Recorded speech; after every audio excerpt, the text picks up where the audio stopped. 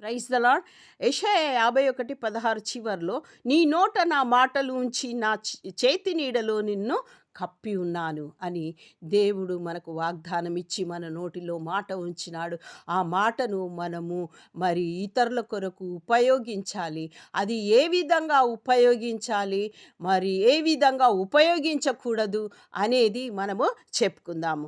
కీర్తనకారుడు అంటున్నాడు, ఈ విధంగా ప్రార్థన చేస్తున్నాడు. దేవుడు మన నోటిలో పెట్టిన మాటను కీర్తనకారుడు 119:43లో ప్రార్థిస్తున్నాడు. మనం కూడా ఆ విధంగా ప్రార్థించాలి. నా నోటి నుండి సత్యవాక్యమును ఏమాత్రమును తీసివేయకుము. మన నోటిలో నుంచి సత్యవాక్యము పోకుండా మనము ప్రార్థించుకోవాలి. యాకోబు 5:20లో ఈ వాక్యమును ఎందుకు ఉపయోగించాలి అనంటే, పాపిని వాని తప్పు మార్గము నుండి మళ్ళించువాడు మరణము నుండి ఒక ఆత్మను రక్షించును.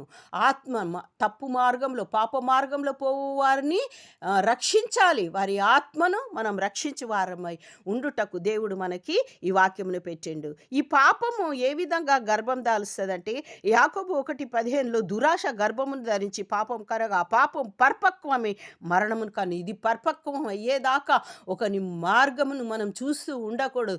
ఆ మార్గమును మరలించు వాళ్ళమై, మనం రక్షణ తట్టు మరలించు వారమై ఉండటానికి దేవుడు మనకి మన నోటిలో ఈ వాక్యాన్ని పెట్టినాడు. మరి ఏ విధంగా ఉపయోగించకూడదు ఈ వాక్యం అంటే, యాకోబు 3:10లో, ఒక నోటి నుండి ఏ ఆశీర్వచనము శాపవచనమును బయలువెళ్ళును నా సహోదరులారా, ఇలాగుండకూడదు.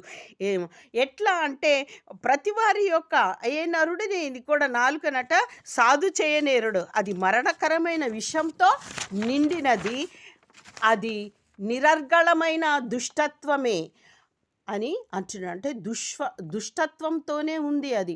దీనితోనే దేవుని పోలికగా పుట్టిన మనుషులని చెప్పింతుము. దేవుడు తన పోలికతో మనుషుని చేసినాడు కాబట్టి మనము వారికి ఆశీర్వచనాలు ఇవ్వాలి, కానీ మనం శాపాలు ఇవ్వకూడదు. వారు పాపము చూసి మనం కోపపడకూడదు. ఆ కోపముతో మనము శాపాలు ఇవ్వకూడదు.